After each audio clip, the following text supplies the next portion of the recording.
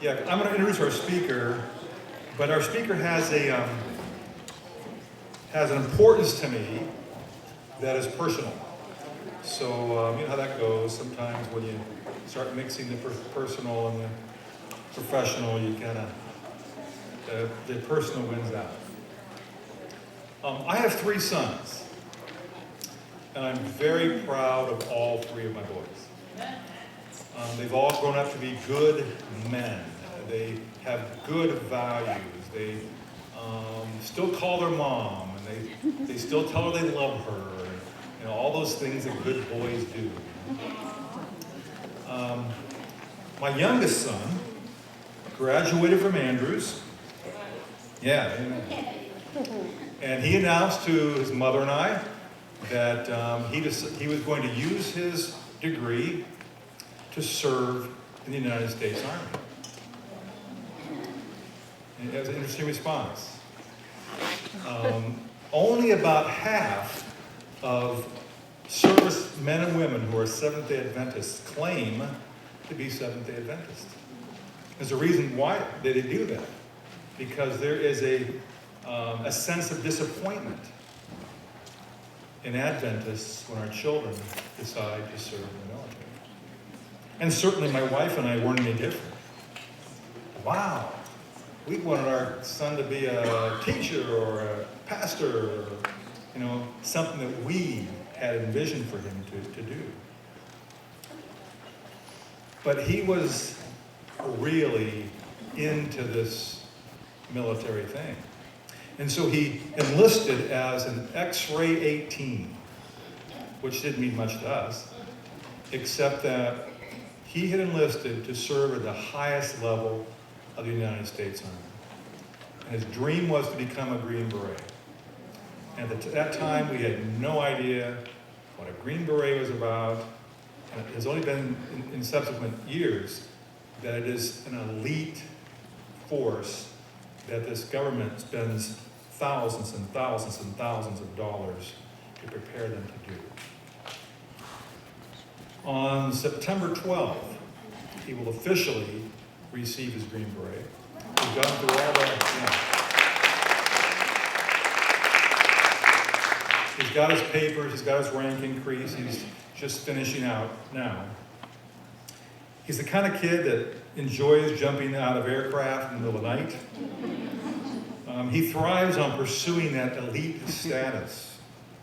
Out of 268 guys who went in with that class of X-ray 18s, only 6 are left. And 2 are Seventh-day Adventists. Go figure. I ask him why he thinks that is because so many guys get kicked out because they're either because they get DUIs or they're on drugs or something. He says, you know, our lifestyle's clean. That's an obstacle for us. His motto is one day at a time, which, by the way, is very biblical. Because we live always in the future, and pain is only temporary. And there's truth to that, too. There aren't many who understand him, but our speaker today does. Benton, he trains young men for military careers. He helped me and my wife understand the integration of our son's career and his faith. And that was not easy to do. Barry has served our country as a special forces operator himself. That's why he understands that personality and that type of life. He possesses a law degree and practiced law until a few months ago. He also worked for the Central Intelligence Agency as a profiler and has become an expert in Myers-Briggs type indicating. Now this morning I mentioned to you about the education team and how that was a high priority for us. So I'm going to ask him, let me grab this mic over here, Barry. Orange, Olivier.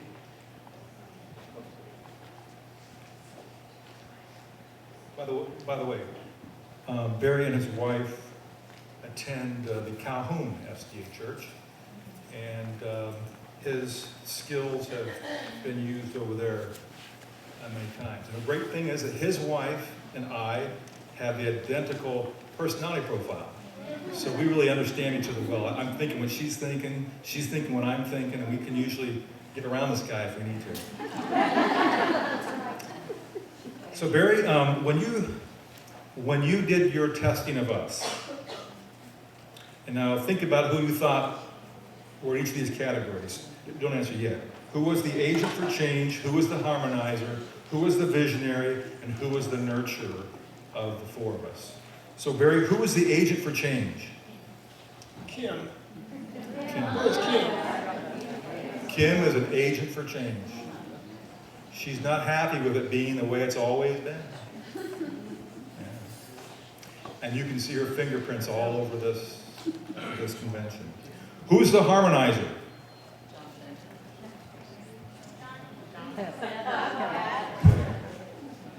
Yep, I need to make sure that everybody's happy. Yeah, and so I'm always checking to make sure you're okay. Is that all right? There's another term that you used. It said harmonizer. What was it?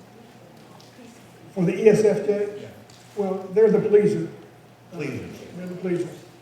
Yeah, so I have to be very careful that I don't make decisions just around pleasing people.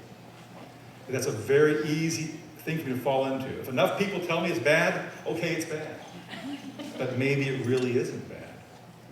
And so I'm always defending myself about that. I think to myself, am I doing this as right or wrong? Or am I doing it because I want to please somebody? So constantly balancing that. Who is the visionary? Sharon. I thought Jonathan was a visionary. Well, he is a visionary, but he's called the entrepreneur. Okay. He's an entrepreneur. Sharon is the INFJ visionary. Okay. And then who is our nurturer? Well, Jonathan is he's a nurturer for sure, but he's also a risk taker, a major risk taker. Major risk taker. So if you want to do something different, really different, go see him. You know, and he'll help that happen. Well, Barry speaks in many venues. We're honored to have him today, and he's going to talk about emotional quotient and the Myers-Briggs type indicator. And I mentioned to him earlier that rarely does a teacher fail because they can't teach. It's because they can't get along in their community for some reason. I can't remember the last time we had to discontinue a working relation because they couldn't do lesson plans or they couldn't manage their students or whatever. But somehow they don't get along in the community. And the community doesn't feel like they want to be there. And so they move on. So Barry, great to have you with us. I'll take that mic from you unless you want to hold on to it. Thank you.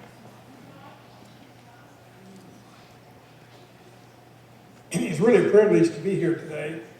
I see a lot of friends here. I was the attorney for Georgia-Cumberland and other conferences for the last 22 years before I retired a few months ago. I'd like to cover a lot of ground today. And by the way, we're not using PowerPoint because my wife talked to three of you who said, don't use a PowerPoint. Just talk to us. So I'm just going to talk to you today about some things that I have finally learned as an old man that will help you as teachers. Because see, I've taught most of my life as a Special Forces 18 commander. We do a lot of teaching, a whole lot of teaching. And I have taught for the last 40 years about Myers-Briggs and what your personality is. And what I'd like to do now is have each of you get a notebook or a piece of paper, something you can write on. I'm not going to take anything up. I want you to write your signature for me. Just write your signature just like you sign a check. Just do your signature, please.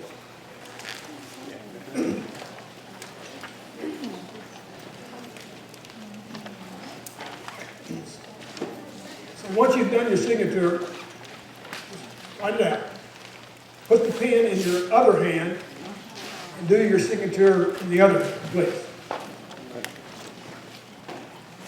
Sorry.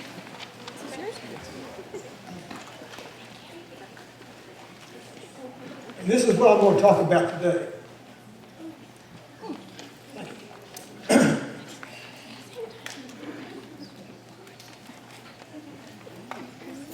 What is the difference between your strong hand and your off hand in terms of your signature? How would you characterize the difference? What about it, teachers? Yeah. Sometimes it's not readable. It's certainly awkward. What I'm going to talk about today is the awkward parts of your personality. Yes, we all have it. Every one of us have it. And for a successful life, you have got to know yourself. So I would like the hour we have together to work on each of you individually. I'm not going to take anything up. None of this is going to your personnel record. But I'd like to help you help yourself to make those changes that you yourself decide to make. And to do that, I want us all, I'm getting ready to profile all of you at one time. You're actually going to profile yourself. I have literally profiled thousands and thousands of people. For 9 years, I worked for the United States government, making spies and unmaking spies. I worked on this war we have right now. And knowing a person's profile and how they're wired, I can tell you how successful you're going to be at your marriage, how successful you're going to be with your children, how successful you're going to be in your church, how successful you're going to be as teachers. So let's do that. Let's just do that right now. All right, the first one's going to be really 4 questions that you can have to find out a person's preference. Okay? So if you know a person's preferences, you'll automatically know what their problems are too. All right, so remember when you teachers ask a question, what happens? All the little extrovert kids throw up their hands and they say, teacher, teacher, they want to answer the question. Because they're extroverts. And the little introvert kids don't raise their hand until they have the answer code. Okay, so extroverts prefer to be with more than one or two people at a time. Introverts prefer to be with 1 or 2 people at a time. Introverts process information internally. Extroverts process information by talking. They go around, we extroverts go around with little bubbles over our head, and we're always constant processing. Okay, so write on your paper, E if you're an extrovert, and I if you are an introvert. Once you've done that, let's go to the second one, which is a huge thing for teachers. And that is the SN scale. It answers the question, how do you acquire information? Because the ends of the world, we acquire information from our intuition. We synthesize information. We're very future-oriented. We like the big picture bottom line. When we tell a story, we hit the hot spot. US's stands for sensing. You base your information on what you hear, see, smell, and touch. You are very factually oriented. Just the facts, man. And when you tell a story, you put in all the details. It's a different way of acquiring information. That's why you teachers have to teach at least 2 lessons every time you teach 1 lesson. Because if you don't catch the end children on the very beginning, you lose them. And then after you've got the end children sucked in, then you can go and give the details so that you don't lose the last children. So if you're an intuitive, big picture bottom line, put an N on the paper. If you're detailed, sequence, and process, put an S on the paper. Any problems with that? Any questions about that? Now let's go to the next one. What's that? We should have, Say that little book. Do they know? Do the one? Do they know? You know What? If they know who they are, right? When you meet someone, if you know who, so they kind of know that. You know, if they don't know they're well, Ruth is an ENFP, so she's a big picture person. Kevin is an S. He likes the detailed sequence and process. Got that? If I'm going too fast, I've got to go fast because we're going to get through here. You know? But ask the question when they meet someone. Oh, sure. When an N meets someone, they know in the first 30 seconds whether they're going to like them or not. The S children want to wait, or S adults want to wait to see the detailed sequence and process. So if you're a person that you get, Kim is an N, Jonathan is an N, Sharon's an N. So you're either N or you're an S. Say those once more. What? I missed the question. Come on. Just say the once more. N is what? N stands for intuition. Okay, what is goes with it? If you, That's big picture bottom line. She's an S. Yes. Thank you.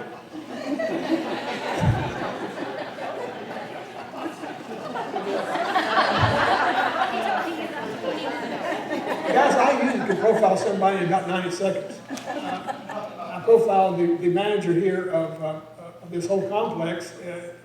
He is a ENFJ, by the way. We talked about 45 seconds we had a profile. Oh, I'm not supposed to tell anybody. Forget that. The next question is, are you a T or are you an F? Are you a thinker or are you a feeler? And it answers the question on what do you primarily base your decisions.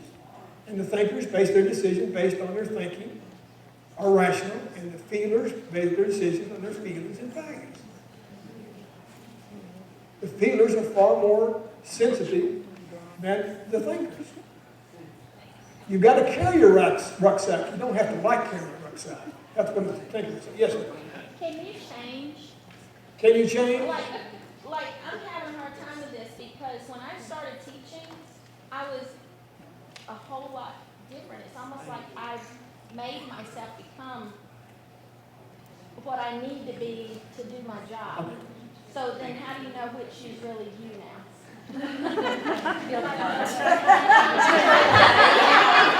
Everything you say or do tells me something about you, okay? Everything. How you dress, how you look, how you talk. Okay. The answer is God made you what you are in your DNA. Those are always will be your preferences. And what you're changing is you're changing your ability to write with your other hand, as it were. As you get older, you develop more your offside. You are what you do, not what you say. You are what you do. Okay, and if you afterwards, if you catch me in the hallway, I'll be glad to help you with explaining after you tell me what you type yourself as, whether it's what is the real you. So it's T or F. Right on paper, T or F. Now let's get the last question is, how do you organize yourselves to the outside world? And that's the JP scale. And the J's of the world, you have a wastebasket and a clock in every one of your rooms of your houses. You're uptight. You're planned out. Your life, you want to know, we've got a J, the thing in green is by J on your paper there. The P's of the world are more spontaneous, and they like to keep their options open. To a J, if the meeting starts at 8 o'clock, you're there at 10 minutes till. If you're a P, you get there at 8:15 or whenever you get there. So the P's of the world are more spontaneous, they're more fun, they're not as planned out. The J's are very planned out. Any questions about JPs? what does J stand for? You teachers, you don't need to know that. That's not a part of it. J stands for judgment and P stands for perceivement, but it hasn't got anything to do with it's a very old concept. Okay, got that? Now, what I want you to do now, I want you to think of a person that you have the most difficulty in dealing with that person. Think of a person in your life. This is not somebody that's 6,000 miles away particularly, but somebody that you have to deal with on a regular basis that you have a very difficult time with that person. We're going to go through and we're going to profile that. I don't want any names. But think about it. Get in your mind somebody that you have a difficult time dealing with. It may be your spouse. I do not do divorce plans. Okay, so think of that person. Got him? Okay. Now, I want you to put down, are they introverted or are they extroverted? I've already told you a little trick about, you teachers know you raise your hand and you start talking, you run into the answer. Well, also you look at a person's eyes, and you can tell by looking at their eyes whether they're an introvert or extrovert. If you have any questions, look at Ruth Atwood right here. Raise your hand, Ruth. Look at Ruth's eyes, and you can tell in a minute that she's an extrovert. Just by looking at her eyes. They put off a lot of luminance. Okay? And Julie, you're Julie. Raise your hand, Julie. Julie's another one that's extrovert. Just look at her eyes, you'll see that. All right, so put down either E or I. Now next, put down are the details, sequence, and process, or the big picture, bottom line. Either an N or an S. Got that? Let's go TF. Are they a thinker, a T, or are they a feeler, F? How sensitive are they? Oh, by the way, the only gender orientation in all of this is that females are 75% feelers and 25% thinkers. Men are exactly the opposite. Men are generally 75% thinkers, 25% feelers. That's the only one. If you read that book, you know what men are from Mars, women are from wherever. Throw that book away. It's awful. It's totally erroneous. They say that women are intuitive. I'm intuitive. Jonathan's intuitive. So it's wrong. Okay, got that? All right, now you got the JP. Are they well planned out? Or they like to have lots of closure? Are they more spontaneous? If they are, they're a P. So got that. Now, what I want you to do, has everybody got that now? Then we'll ask you, I'm going to get some raise some hands. Let's see. Kevin, will you and Debbie help me just a little bit? I want you to get a count for this. I want all of the people who put themselves down as extroverts to raise your hand. All the extroverts. Keep your hands up until we count and get a full count.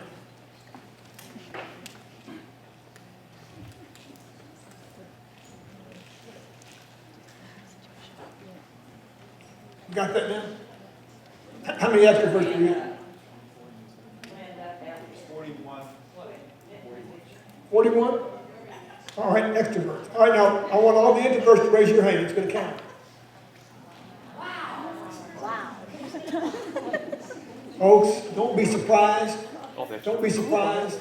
The vast number of elementary teachers in this world are all eyes.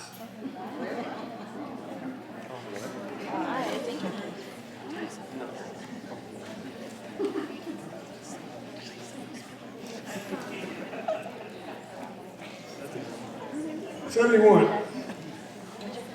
I mean, folks,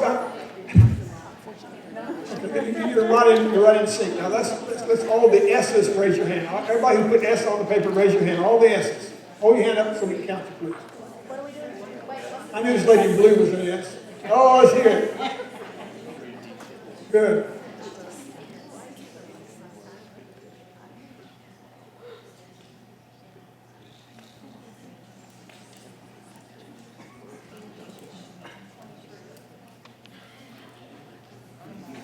$54 S's, okay? All right, will all the N's please raise your hand?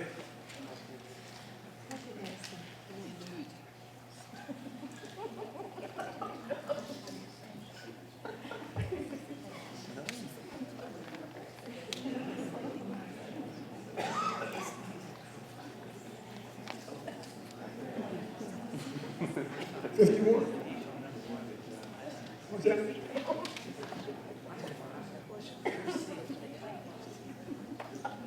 Okay, now let's all the T's raise your hand. All the T's.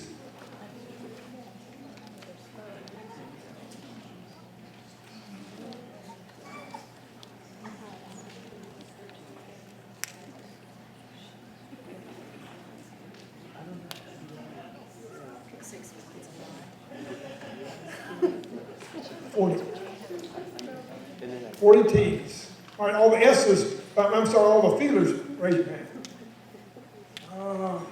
Oh, we're getting there, folks. We are getting there.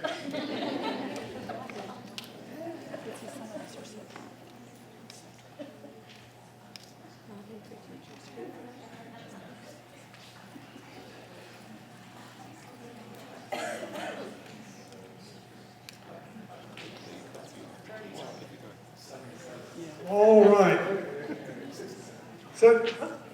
67. Kevin's a little mathematically challenged here, a little bit. All right, good, listen. All the J's, raise your hand, all the J's. Why did I even come to this? I don't know.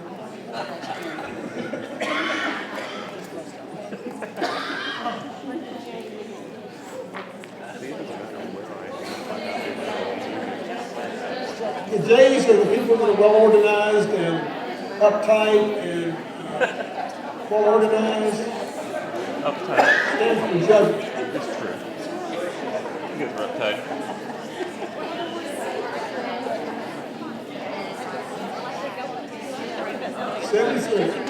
Okay, all the P's, raise your hand. Are you gonna fire us? It's okay. What's going on?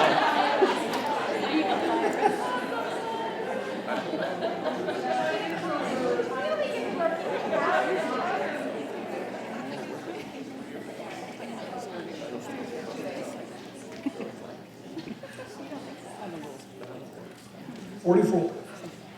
Okay. I could have guessed this without doing this, but here's what it told me.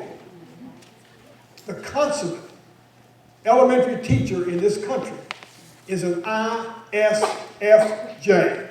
which is exactly the way this group voted. Let me describe an ISFJ for you. Is Debbie Anderson in here? She's out at the table. Oh my goodness. Bring her in. So it's like the rest of the the opposite here, they're all professionals. No. It'd be terrible if God in his wisdom made 16 types.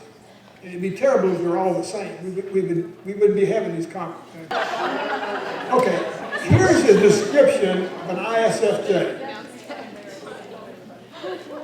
Their first word is conscientious. ISFJs are extremely conscientious.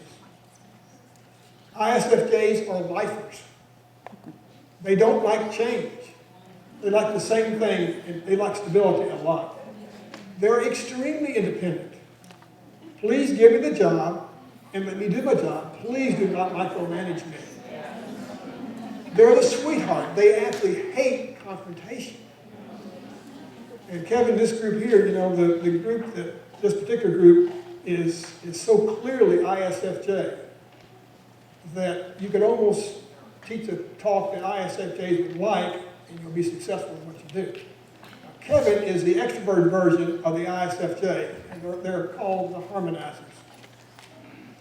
I once took over a very disharmonious unit. It was a child support prosecutorial unit.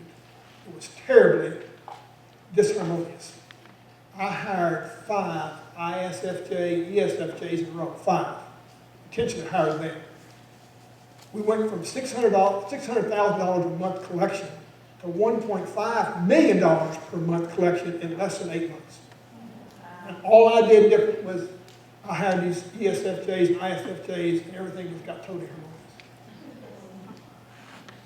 So it is really important to know who you are and who your teammates are.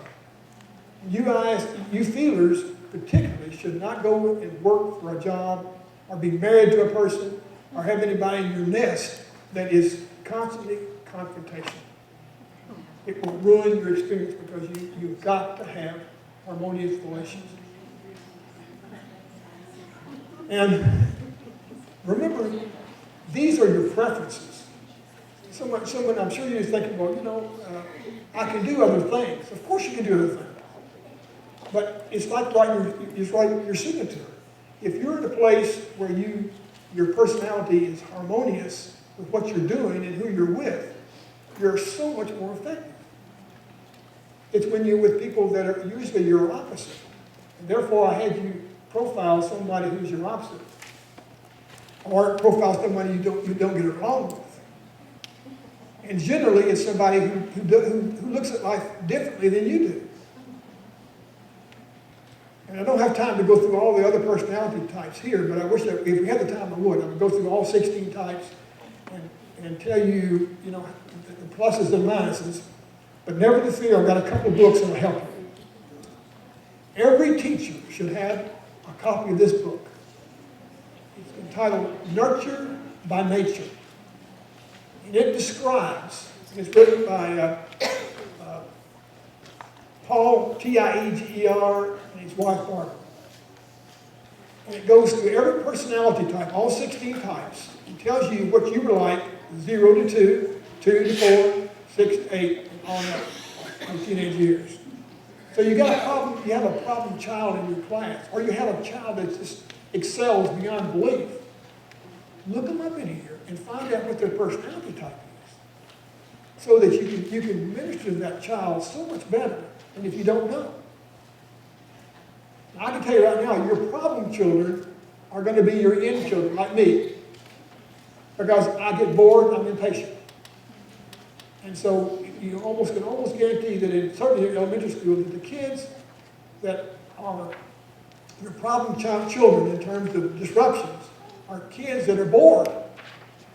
And they're probably N's, and you're probably an S. And you can only take so much S talk if you're an N, and you can only take so much N talk if you're an S. My wife, as Kevin said, my wife is an ESFJ, she's a harmonizer. Well, folks, I'm an ENTJ. I'm not necessarily always harmonizing. And I have killer instinct, so that's also a little bit of a problem for you. But at least you can understand it and do something with it. Okay, so that's one book. This other book by the same Paul and Barbara Tiger is called Just Your Type.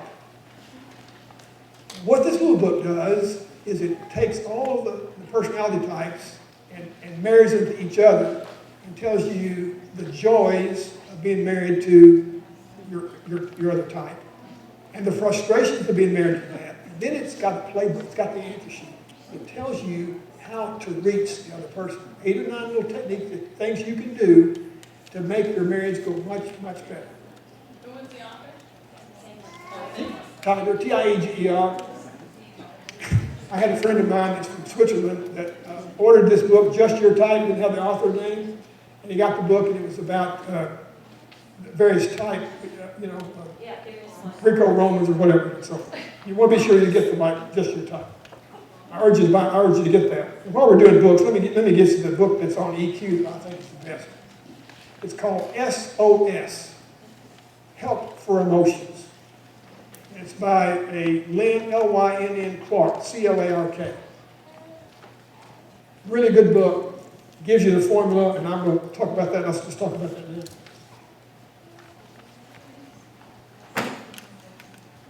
Are y'all getting a little sleepy yet? Huh? Okay, I got a little wake up thing here just a minute. I'll work on it. What I'm going to do first. Some years ago, the man who taught me to be a profiler told me about dream boards. And being the doubting Thomas that I am, I said, what? He said, yep, Barry, get you a board, put it where you can see it every day, make it as colorful as you can, because people get about 95% of what they dream for.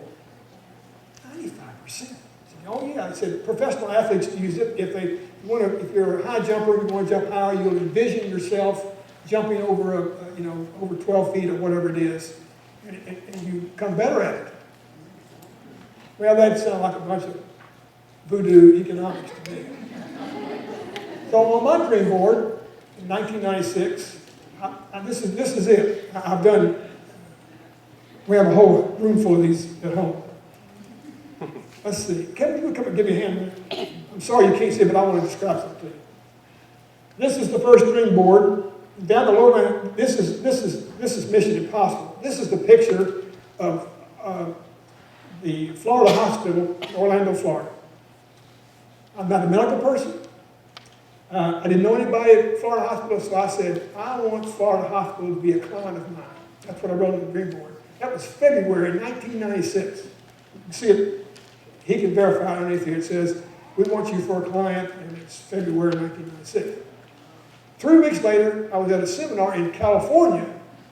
When I looked at the man to my right, whom I never met, and he said, Don Wildman, Florida Hospital. I know Don Wildman. He's an ESFJ. Yeah, right. Yeah. So I said, Don, you work for Florida Hospital. Whoa! And he said, well, we got to talking. He said, well, Barry, why don't you come on down to Orlando and, maybe you can get interviewed. So I went down to Orlando, flew down to Orlando, airplane, met the guy. One of the problems of being a profiler, you know instantly whether or not somebody's turned you off. Well, 30 seconds he had turned me totally off. I could tell that. The guy was being interviewed, not mine. Well, so I go home, really discouraged, and about a week later, Don said, you know what happened? The guy interviewed you, he got fired. Okay, great. And the new guy wants you to come down and meet with him. So I went down, he hired me on the spot. For 2 years, that was 3 months, I put this big board up in February of '96. In May, actually May the 28th, I think it was, of 1996, I got a job with Florida Hospital. I worked there for 2 years, 1 week a month, helping them with their endowment. And so I'm hooked. And so here's a picture of our house, for example. We bought this house in 1992. We paid it off in January the 2nd of '97. We paid $100,000 on it. Thought it was impossible. My son wanted a pool table here, and he just last year sold it. He had a pool table for about 20 years, and we put on there our spiritual goals, our spiritual goals, our financial goals, all of our goals. Now, folks, if you don't get anything else from this whole talk, but get you a dream board, and whoever lives in your household, put your dreams on that dream board. Make it as colorful as you possibly can. Put all your goals, your travel goals, your spiritual goals, your personal goals. Sandy and I are just about wrapping it up, and now our dream board for January of this year. And we've been, part of that dream board includes studying Spanish, and we're well on the way. There's Rick's sister back here. Muy bien, es verdad. And we work on Spanish every single day, and we're getting Spanish. Rick's wife is one of our teachers. And by the way, there's a program called Duolingo. Duolingo. It's wonderful. It's free. Get your language students on that program, and they'll just do great. Okay? That's an extra bonus. We're also working on disaster relief. Saying I want to become disaster relief qualified people. So September the 14th and 15th in Calhoun. If anybody wants to come down to Calhoun, September 14th and 15th in the afternoon on those 2 days, we're having a disaster relief program. Sandy and my wife and I are qualified to teach and train disaster relief folks. That's one of our goals. Folks, you cannot believe the power. Because what the power is it works with your subconscious self. Your subconscious self works 7/24, working on whatever goals you tell it. The problem is we keep changing our mind of what we want to work on. And if your dream board keeps you right on track. And by the way, this is an integral part of emotional intelligence, is being able to be focused on your goals. Okay, any questions about that, dream boards? Some people have smaller dream boards. We just buy poster boards and use them. We keep them. And it's really refreshing to go back and look what you've been working on. It really works. Get your kids working on it. Okay, any questions? All right, let's go into EQ now. You guys are whoa, question. So does everything you put out there happen? I would 95% of it does. Occasionally we discover after we've had something on the dream board, we work through it. And we decide, really that wasn't. I'll tell you another part of the dream that I can commend to you. My wife got this idea of a bucket list of having our children and grandchildren tell us something that they would do that would be just special for them. And our youngest granddaughter just turned 15, and she's always wondered, she's a equestrian kind of person. She likes horses and rides, been doing it for 6 years. She wanted to ride a horse on the beach. So we took the whole family down to Sarasota, Florida, the week before last, and we found a place that you could ride bareback on the beach, and she also got a swimming experience to ride on a horse who was swimming in 9 feet of water. It was really wonderful. And we're going, in December, after Christmas, we're going to Williamsburg, Virginia, because my daughter loves to be at Williamsburg at Christmas because they do all these special decorations and have all these special events. My oldest granddaughter is 21, and she is a theater person. So we're going to take her to Hollywood, Los Angeles, Hollywood, next summer for a week, and give her the tour of the. We have a friend that is the owner of the largest sound effects company in LA. He did Pearl Harbor, for example, and other things. We're going to take her out there to have a theater experience. So anyway, I commend those kind of goals to you because it changes your family dynamics and it changes your life. EQ. EQ starts with IQ. What's IQ? Yeah, it gives you some indication of maybe how smart you might be. But you can't do much to IQ. I mean, you either got high IQ or low IQ. You can't do a lot with that. Then you've got personality profiles, Myers-Briggs, and we know that you're born with these preferences. And answer this lady's question back here. Yes, you can change. Of course you can change. But you're always going to have the same preferences. They will always be top of the head. They're in your DNA. With EQ, emotional intelligence, the good news is that you can change your emotional intelligence quotient. You can change it. What is EQ? Well, there are 5 elements to EQ. First is to know your own emotions. Second is to manage your own emotions. Third is to know the emotions of the people that you're dealing with. Fourth, being able to manage your relationships. And the fifth is to be able to focus on your own goals and your own emotions to help you produce the goals that you want to achieve. And I can tell you that EQ is fairly new to me. It's also one of my goals for this year, is to really learn and use EQ. Why is EQ such a powerful thing? Well, first of all, your students, when they get to school and they go out to get in the job market, they're going to be, by the time they get to the job market, everybody is going to be graded on their EQ. How well do they manage their own emotions and those of others? It's going to be huge. Does anybody know Jonathan Sharp? You know Jonathan Sharp? He was just hired a company that makes these glasses that have cameras on each side. Google has, Google glasses have one camera. This has 2 cameras. And it's used by service personnel. They could have a lesser trained person go out and he looks at an engine or whatever and he can, it goes back to his telephone and it's put on the computer at home office and the home office expert can look and say, okay, you need this, this, and this. Well, when he was hired, he was told that he has a high emotional quotient and that's why they hired him. So you're going to see this again. You're going to see, so you might as well get on the bandwagon, get that SOS for emotions and learn how to do it. So I'm going to give you the overview of how do you do this, why it's important. I have an anger problem. I have always had an anger problem. My wife has given me enough books to fill a bookshelf. I have bookshelves full of books about anger management. I'd read the first chapter, I'd put it down, and I never could get to it. But in one chapter in this book, SOS, I learned to lick for all time my anger problem. Let me set the case for you. You're late for a meeting. You're on I-75 going north. You're going 80 miles an hour. You look about a quarter mile ahead in the left lane, and here's some guy puts along 70 miles an hour, 65 miles an hour. He just puts in the left lane, and you first thing you think, oh, that guy. And you start condemning him. He's stupid. And then you damn him. Don't use the word. You damn him. And before you know it, you have worked yourself into a lather. Blood pressure goes up. Sweat comes on your brow. You're upset. You don't even know this guy. What he's doing is perfectly legal. You want to punish this guy. And you say all these bad thoughts. And you're upset. And the first thing you say is, that guy made me so mad.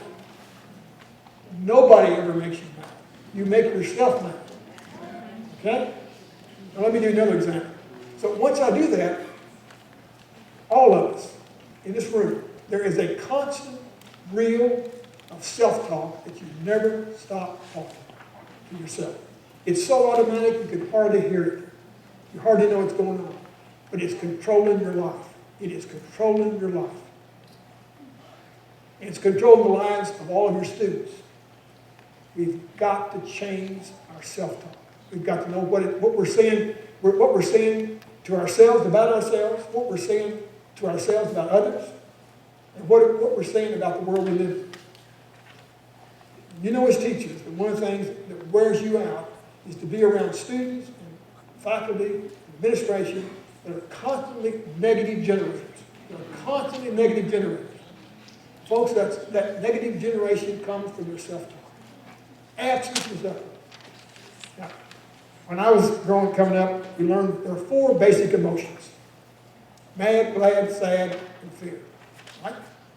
Let me kind of change those to put you in the emotional intelligence side of things. Mad equals anger. It's very disruptive. We only make ourselves mad. Glad, which is contentment, is the only of the emotions that is positive.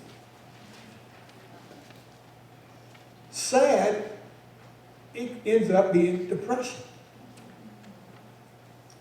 And we don't want that. So we got anger, and then fear becomes anxiety. We are a very anxious country, extremely anxious. Now let me play another one of the scenarios for you. You do something that's less than perfect. I can't believe I said that. I can't believe I did that. I cannot believe I did that. Because I only want to do perfect things. You're Seventh-day Adventists, folks. You're in the perfectionistic mode. That's what we work on. We work on performance. You're being graded by other people, your church members, your church board, your school board, your fellow teachers, the administration. Everybody's looking at performance because performance is fairly easy to ascertain. But it's not the basis for relationships. It doesn't work for them. So if you constantly have to be the best at what you do, and when you don't do your best, you say to yourself, why did I say that? Oh, why did I do that? I must do everything perfectly. I can't be a good wife or a good husband if I don't do everything perfectly. Huh?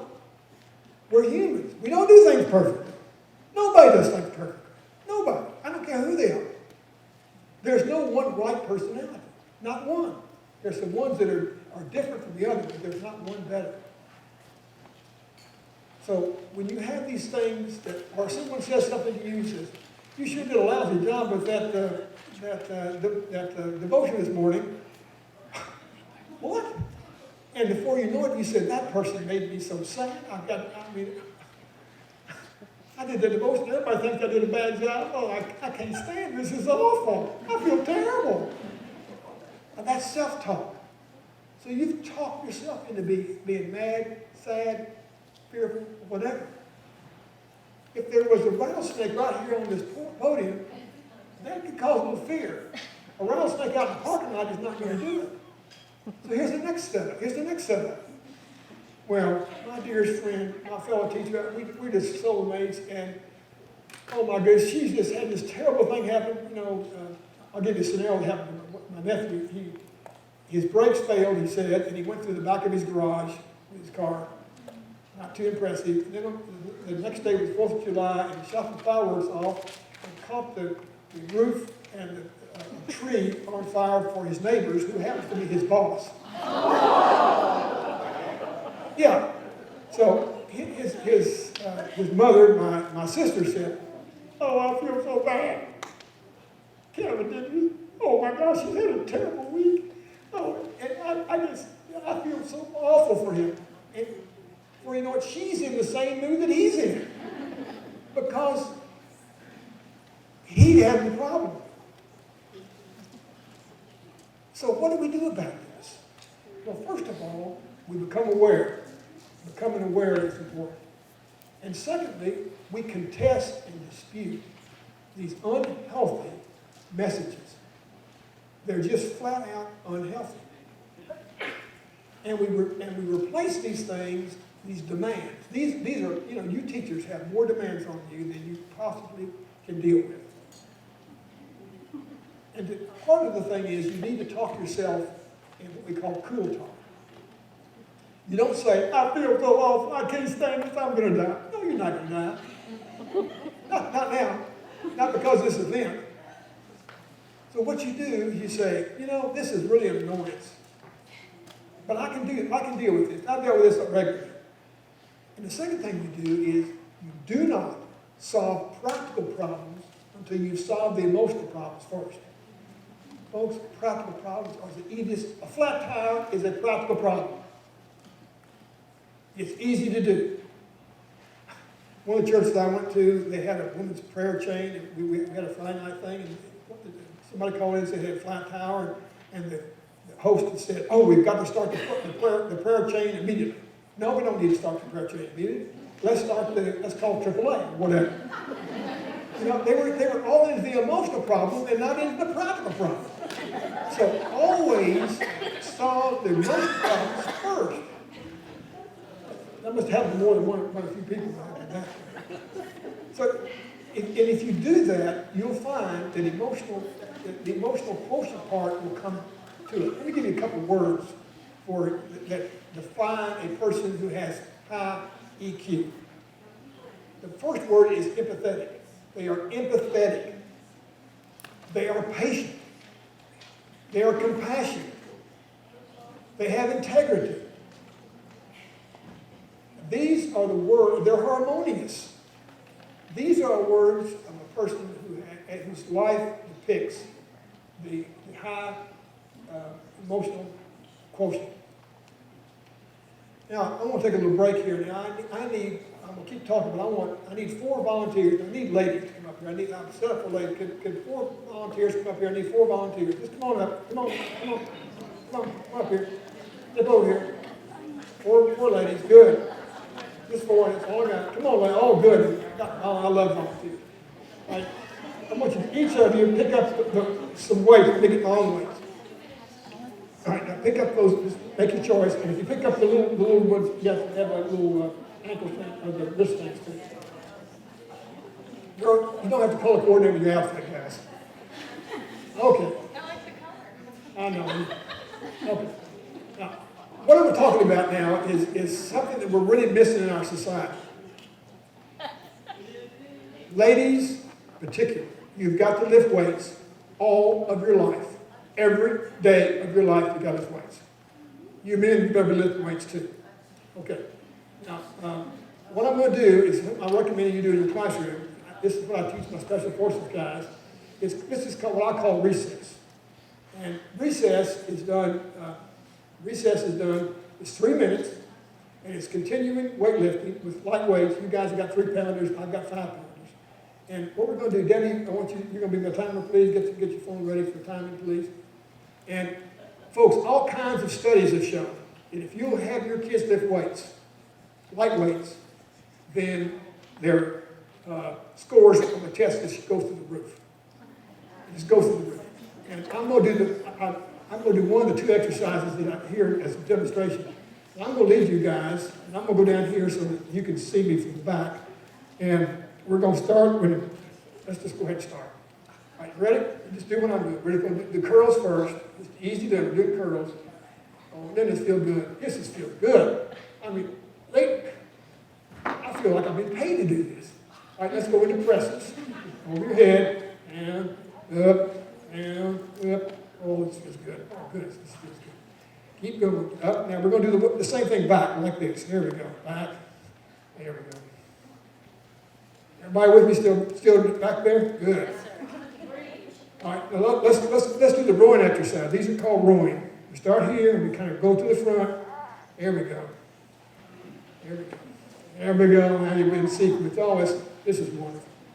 There we go. Now let's do some shoulder shrugs. Waist down the side, up here on your neck. Up, down, up, down, up, down. Now let's go do this exercise. Just out here. Back here, down, up, down, up, up. Good, it does feel good. Can you imagine? You do this 3 times a day. Oh, she's having so much fun. I mean, she probably, let's do 5 minutes. Let's just Okay, there's another type of, punch yourself in the nose, there you go. Please don't punch yourself in the nose, there you go. There you go. Out the side, way out there. That's, oh, good. Oh, fine. Let's go back to presses now. Presses. And you can do these little things that she has on. She's got these things on her wrist there. You can add that to it, and you can, if you have these all around the room, you do this recess 3 times a day, and it feels so good. All right, let's go back to curls now. You work, and these exercises are so good because they're working on the cardio at the same time. Feel that on? Girls do this every day of your life. At least 3 times this little exercise.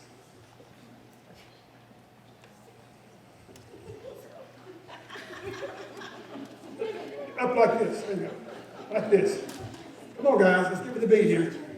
Now, I'm going to ask you something. I'm going to say, what are you? And I want you to say, teachers. And I'm going to ask you how far, and you're going to say all the way. Okay, what are you? Teachers. How far? All the way. There you go. The next thing I'm going to do is I'm going to ask you what are you, and you're going to say strong. And I'm going to say how far, and you're going to say all the way. Ready?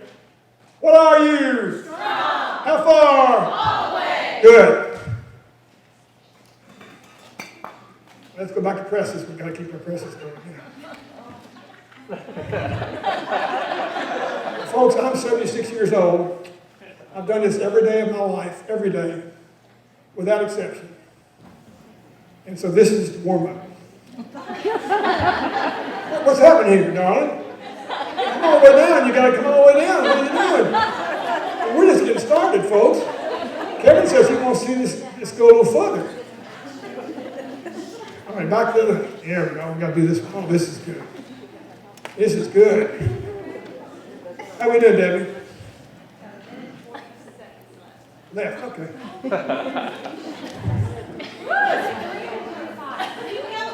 All right, let's go back to shoulder shrugs. Shoulder shrugs. There we go. Shoulder shrugs. There we go.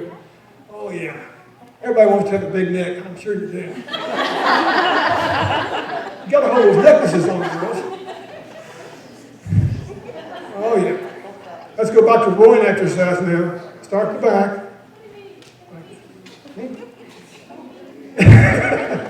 All right, let's go work to the front now. There you go. Be sure the arms are level like this. There we go. Oh, yeah. When I was in jump school, I always joined the goon squad. Goon squad were people who didn't have their boots shined or their brass polished as well as expected. I got 20 minutes of extra PT, and that was a lot easier than spend an hour at night, doing a little spit shine. And it made me stronger, so. Is that 3 or 5? These ladies are stuck at more than 3 minutes. 3. Okay, let's go back to curls. It is fun. Can you imagine? Your kids will love it. They'll just love it. Please release the boy. And that's why we call it recess. All the girls are going to listen. I'll tell you, I do this with a group in Chattanooga twice a week, kids. And by the way, Kim, you're a bullying expert. I cured bullying by teaching weightlifting. It will cure it. I promise you it will cure it. They all know they're strong enough Okay. to block the other guy. Okay, yeah, thank you. Put your weights down here. Thank you very much. Let's give people a hand for, you have the most fun of all.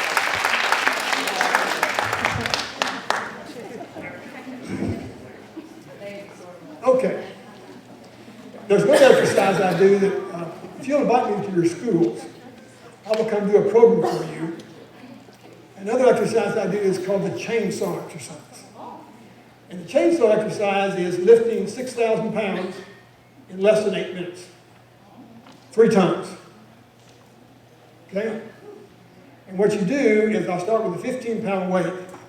And I'll have a leg on a chair, and of course I'll have your kid, either kids do it with me or some of your male teachers who want to, and you do this exercise called the chainsaw. And you do a 15-pound weight 50 times to this arm, 50 times to this arm. That's 1,500 pounds for you math students. And I pick up a 20-pound weight and do it 50 times. And then I pick up 25-pound weight and do it 50 times. And that's 2,500 pounds. So that totals up 6,000 pounds. It teaches your students the power of rest. R-E-S-T, rest. You can't lift 6,000 pounds in less than 8 minutes without rest. So if you want to do a real tough job, you have dedicated periods of rest. And I'll show you with a chainsaw exercise. Some of you kids can't do 6,000 pounds, but I'll have them do 3,000 pounds, 2,000, at least a ton. Smallest kids, I'll have them do a ton. We're not the smallest kids. Certainly the 8, 9, 10-year-olds. Okay? So invite me to do your place, and I'll teach you how to do this. And it changes your life. Because one of the things we're missing is the physical component of our lives. You get to be old guys, and you don't work out, and your whole life falls apart. Folks, I don't take any vitamins. I don't take any medicine. I've never taken vitamins. I've been a vegetarian for about 40 years. And it works. Okay, any questions about weightlifting? Every day of your life. One of the things I want to mention before I forget about it is financial. We're not teaching people financial stuff. We don't get it. You have to save and invest every single pay period of your life. Every single pay period of your life. That's how we paid our house off, paid all the debts off. I'm retired now and financially we're fine. So you've got to teach these things to your kids because they're not learning this at home. You already know this. You know that the parents aren't teaching financial. They're not teaching spiritual. They're not teaching the physical. They're not teaching the psychological. So you guys have got to do it. So do it in a clever way that the students love to want to do. And they'll go home and do it. Now, I've been training young men for the last period of decades. I've trained Navy SEALs. I've trained Army Rangers. I'm an Army Ranger myself. And I'm Special Forces like that. And I have trained Debbie Hess's son. He's at Fort Bragg now, getting his training. He's just a little bit behind Garrett, Kevin's son. So, you need to do that. Okay, I want to show you one other thing here. I got to get my hat for this. This hat for you that you can't see, it says, do something outrageous. And one of the psychological things that goes with EQ and neuro-linguistic programming is, how do you run a committee meeting? All of us are on committees and we run committees. So I want to teach you quickly, in a few words, how to run a committee meeting. First of all, how to run a committee meeting. The person has an agenda, passes out the agenda ahead of time so people know what they're coming for. No one comes to the meeting unless they're going to have input on at least 80% of the items. We have committee meetings with way too many people there. And they only have input in 10%, or maybe no percent. And so what happens? They get bored, they interrupt, they ask dumb questions. So if the people don't have 80% of input, there will be a second meeting. We don't want that. And secondly, your meetings are crisp. Everybody gets heard. We're not giving people enough choices. We've got to give people choices. People who don't have choices get angry. So that's how you run a committee meeting. Now here comes how to disrupt a committee meeting. Let me give you an example. True life. Mrs. Henson, not real name, was the new principal. So on the first Friday after school started, she called a meeting of all the teachers. 4 o'clock, Friday afternoon. A very popular time to have a meeting. She opened her notebook up and started talking. And she talked for 40 minutes, non-stop. Everybody was having a fit. But on the back row was my friend Roy, who knew to do something outrageous. So he raised his hand. He's a special ed teacher. You know how special ed teachers, I mean, they live in a world all their own. They're extraterrestrial. So he raised his hand, and she said, Roy, what is it, Roy? And he said, Mrs. Henson, do you have a recommendation for hemorrhoids? Well, what happened? Of course. Notebook closed, Ms. Henson walks off the stage. The teachers cheer Roy, who as a special ed teacher is used to cheering. So you do something outrageous. And that's what you do anytime in life you're accosted to something that will not stop.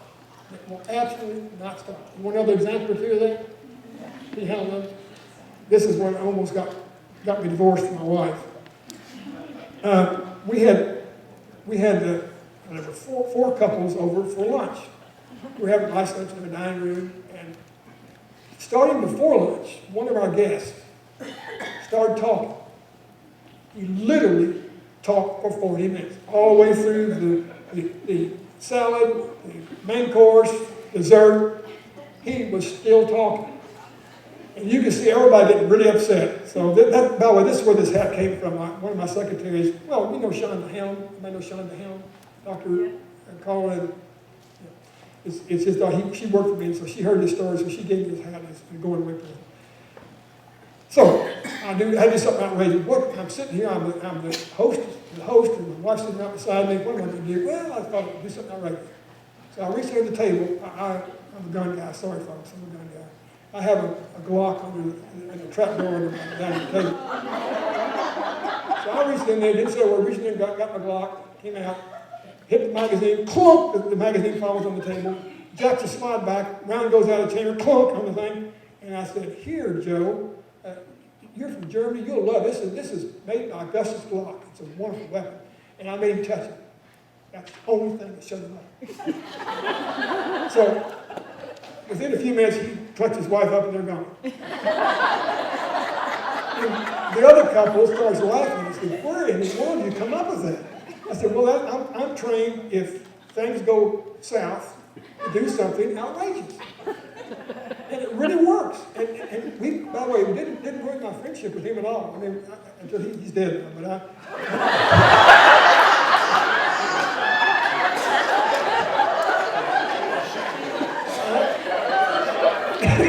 no, it had nothing to do with his death. I'll tell you a school story. Midway in my law school life, at that time I was off active duty, and in the Army Reserve I had a Special Forces A-team. That's the basic Special Forces unit. And I lifted weights every day like I do anyway. I had a rope, I climbed in the backyard, I did pull-ups. I mean, I was a physical fitness nut.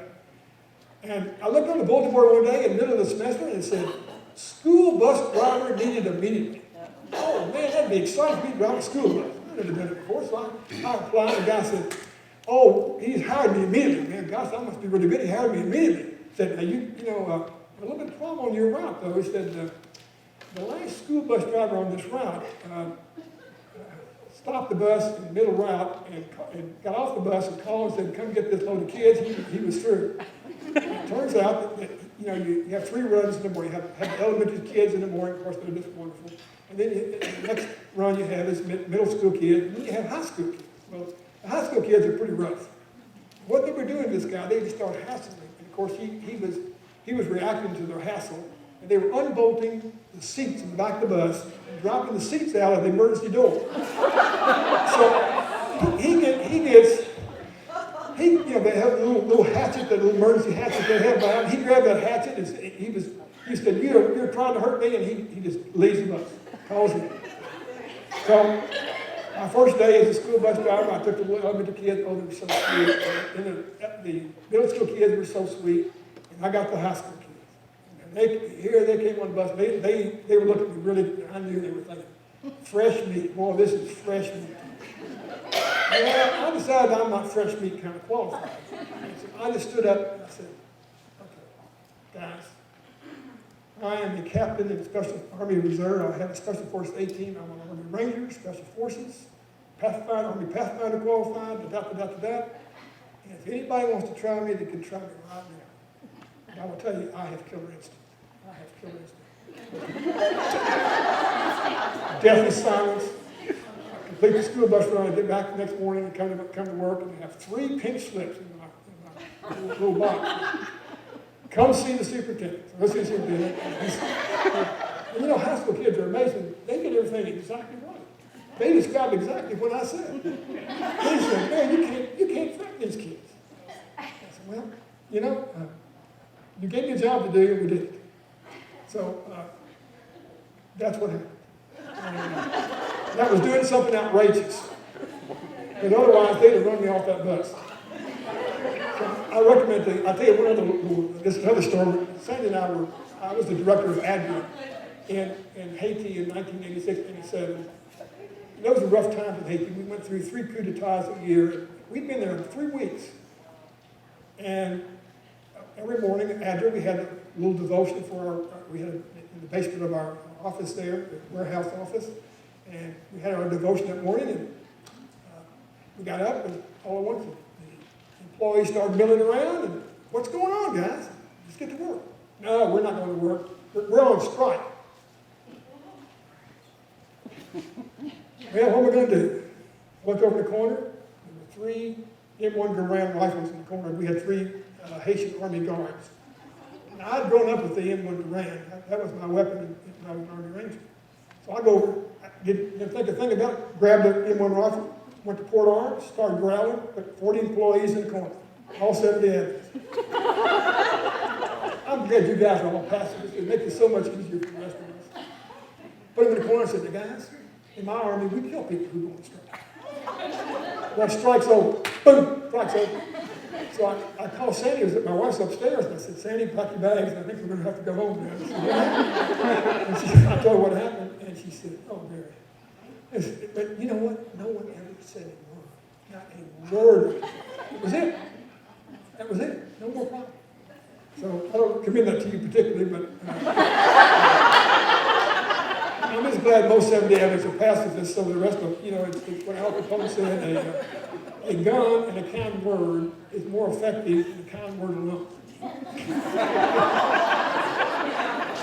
Okay, we've got this, my time's up. I saw the time's up.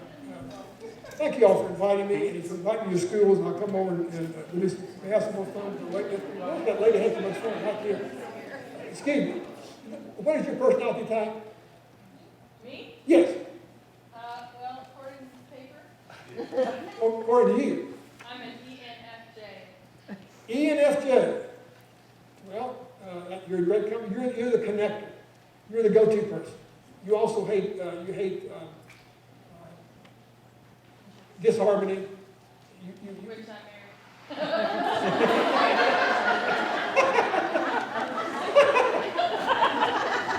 I think on that note, I better end. Time's up. Thank you very much.